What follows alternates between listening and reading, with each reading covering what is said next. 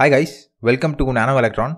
In this video, I'll just give a quick intro of what is Raspberry Pi and then let's just see some of its types, and then I'll just summarize the steps that we should be following to SSH into our Raspberry Pi. This is a Raspberry Pi Model 3B+.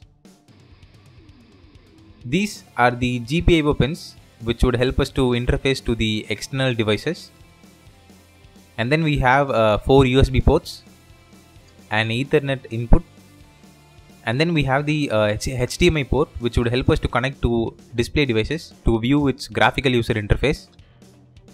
We have one input for Pi camera. This is the SD card slot, and the operating system for this Raspberry Pi actually lives inside this SD card.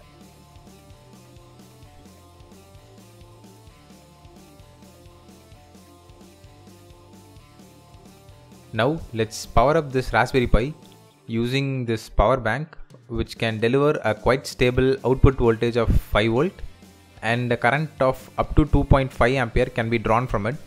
Let's connect this to our Raspberry Pi's micro USB power supply. This Raspberry Pi has an inbuilt Wi-Fi and Bluetooth devices inside it. I have already connected my Raspberry Pi to my home network using its Wi-Fi. So just like your mobile devices and your laptops work, when this Raspberry Pi gets turned on, it's gonna automatically get connected to its known networks. Now, to do SSH into a Raspberry Pi from the laptop, both the laptop as well as the Raspberry Pi should be present inside the same network, which we can achieve by connecting both of them to a router or simply to a mobile hotspot.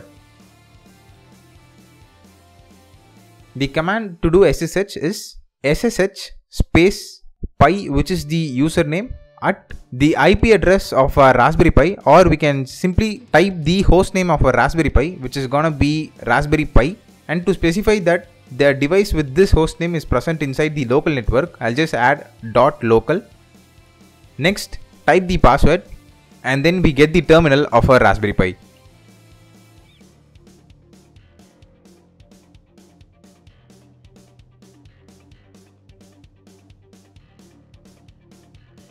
If you are in a Windows machine, then you can use a tool called as PuTTY to do SSH into your Raspberry Pi.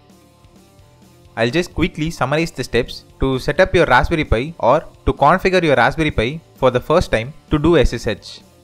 First, we need to download the Raspbian OS from the official website raspberrypi.org.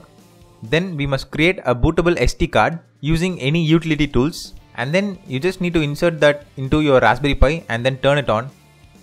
And SSH is not enabled by default. You need to either manually enable it by connecting it to a display device through HDMI port, and then going to Raspberry Pi configuration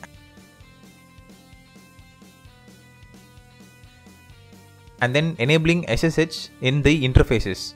Or you can simply create a file named SSH inside the boot partition of that SD card. With these three things done, your Raspberry Pi will be ready for its initial use.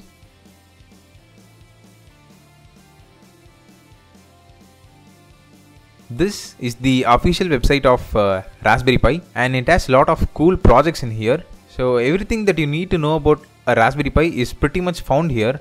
It is a great website for beginners as well as for experts.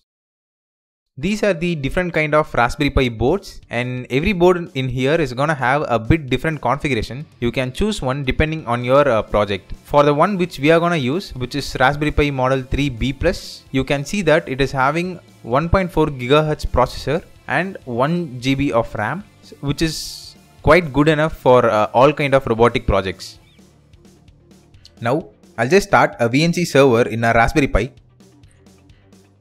And you can see that it has created a new desktop which is running in port number 1.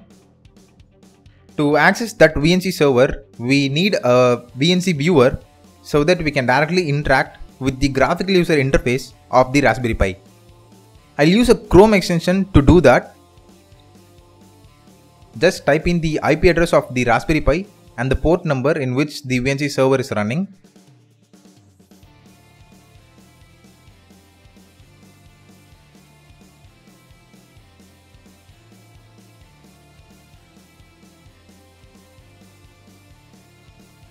Now let's type the username and password which is configured inside our Raspberry Pi.